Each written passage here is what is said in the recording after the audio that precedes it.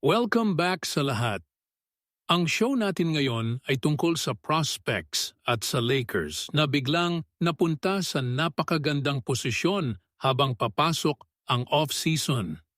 Hindi lang sa trade market, kundi lalo na sa free agent market.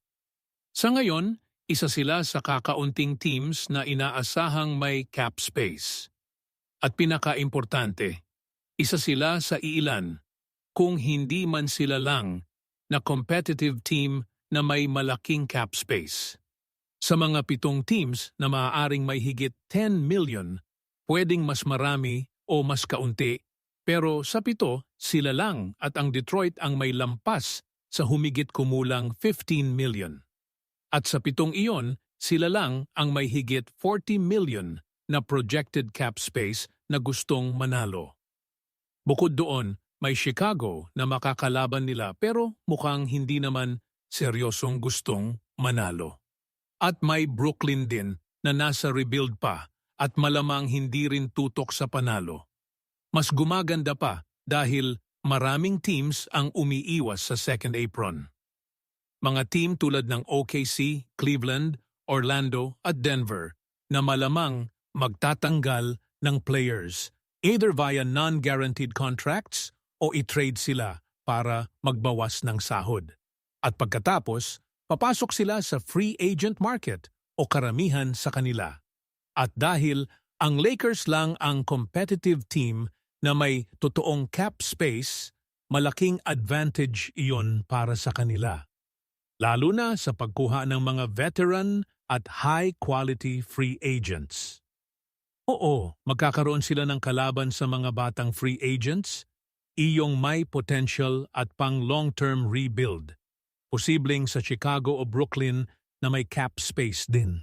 Pero pagdating sa veteran free agents na 28 pataas, malamang hindi sila target ng Brooklyn at Chicago. Kaya para sa Lakers, parang sila lang ang makakapili ng gusto nilang veteran free agents. Basta gusto ng player na manalo at makipagkumpetensya, hindi lang kumita sa mahihinang team. Napakagandang sitwasyon ito para sa Purple and Gold.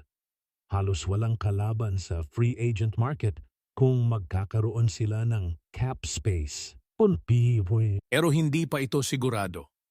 Marami ng usapan tungkol dito kung gaano kalaki ang makukuha nilang cap space. Pwedeng umabot sa 55 hanggang 60 million depende sa cap holds at player options. Pero pwede ring bumaba sa 35 hanggang 40 million o kahit wala kung magre-resign si LeBron sa malaking kontrata. Kaya hindi pa sigurado, pero may malaking advantage sila kung pipiliin nila ang cap space route. Sa tingin ko, doon sila pupunta. Ilang taon na nila itong pinaplano. Iniiwasan ang long-term contracts at hindi rin nagbigay ng kontrata na makakaapekto sa 2026 cap space. Kaya sa tingin ko, magkakaroon sila ng cap space at gagamitin ito sa free agent market. Hindi ko sinasabing hindi nila ibabalik si LeBron. Gusto nila siya kung tama ang presyo. Sana magkasundo sila at pumayag siya sa pay cut. Pero hindi nila ibibigay ang max contract dahil makakasira iyon sa plano nila. Ngayon, tingnan natin ang free agent market at paano makikinabang ang Lakers. Dahil sila ang makakapili ng veteran free agents na gustong kumita at manalo, kadalasan 2 option lang ang players. Manatili sa team nila o pumunta sa Lakers o baka sa Detroit. Sa ibang teams na may cap space, karamihan ay rebuilding o average lang tulad ng Chicago, Brooklyn, Utah, Memphis, Charlotte at Dallas. Kaya paano ito gagamitin ng Lakers? At sinong free agents ang may chance silang makuha? Pag-usapan natin yon. Una, may usapan tungkol sa isang player na posibleng ma-waive ng OKC Thunder, si Lod Dort, na may $18 million player option. Malamang, hindi ito kukunin ng OKC, kaya pwede siyang target ng Lakers. Oo, maaaring nasa mid-level exception range siya, Pero kung mag-offer ang Lakers ng kaunting mas mataas o mas mahabang kontrata, pwede nila siyang makuha. Hindi siya ang paborito kong target, pero makakatulong siya sa perimeter defense. Tandaan, first team all-defense siya noong nakaraang season at 27 pa lang siya, kaya pa niyang bumalik sa peak niya. Baka kailangan lang ng bagong team. Mukhang hindi na siya parte ng long-term plan ng OKC dahil mas pinipili na nila sina Casey Wallace, Caruso at Jared McCain. Kaya option siya para sa Lakers. May advantage sila laban sa Brooklyn at Chicago na malamang hindi siya kukunin. Pero hindi lang siya ang target. Isang 28-year-old tulad ni Rob Williams III ay magandang option. May balita na interesado ang Lakers sa kanya. May edge sila dahil pwede silang mag-offer ng mas mahabang kontrata. Para sa akin, magandang fit siya, lalo na kung makakasama niya si Luka Doncic. Magaling siya sa pick and roll, athletic, at mahusay sa depensa. Pwede rin siyang maging vertical threat at kahit developing three-point shooter. Isa pa, si Andrew Wiggins na may player option. Kung mag-opt-out siya, pwedeng kausapin siya ng Lakers at i-offer ang mas mahabang kontrata. Halimbawa, 2 or 3 years na kontrata sa $20 million per year. O, mas mababa kaysa sa current niya, pero mas secure sa long term. Hindi iyon masamang deal. Kailangan ng Lakers ng 3-and-D wing tulad niya. Malaki, may experience, at mahusay sa depensa.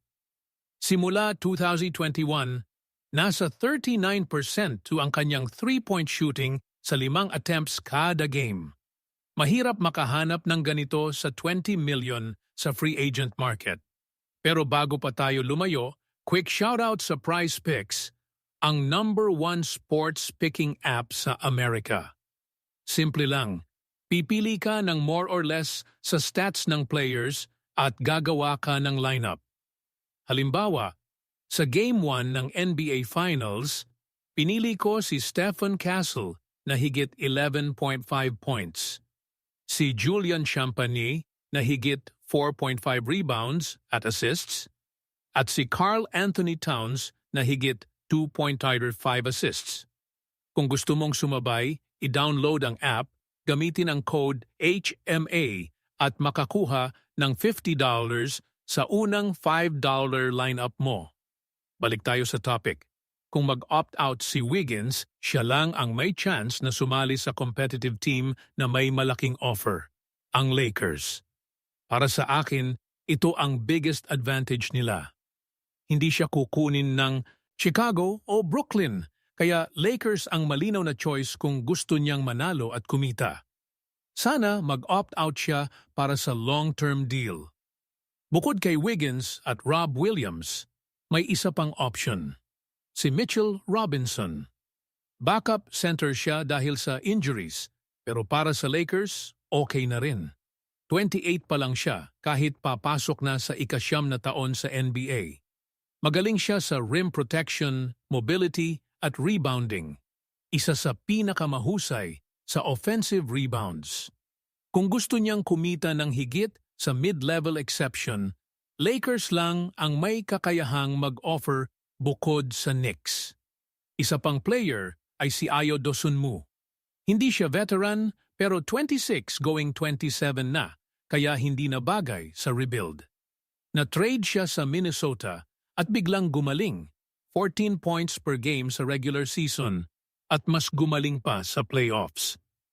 Malaki ang chance na makakuha siya ng malaking kontrata. At dahil unrestricted free agent siya, pwede siyang umalis kahit walang matching offer ang team niya. Kahit hindi siya malaking wing o center, magandang option pa rin siya. Kung mawala si LeBron, kailangan ng Lakers ng ball handler at playmaker. Si Dosunmu ay kayang magbigay ng 10 per month hanggang 15 points at 4 assists kada game kasama na ang solid defense. Mahirap siyang kunin pero posible kung may cap space at mutual interest.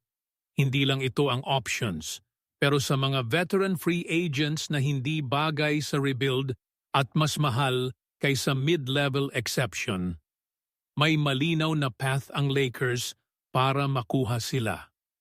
Pwedeng center tulad ni Mitchell Robinson o Rob Williams, wing tulad ni Andrew Wiggins, o guard tulad ni Dosun Mu.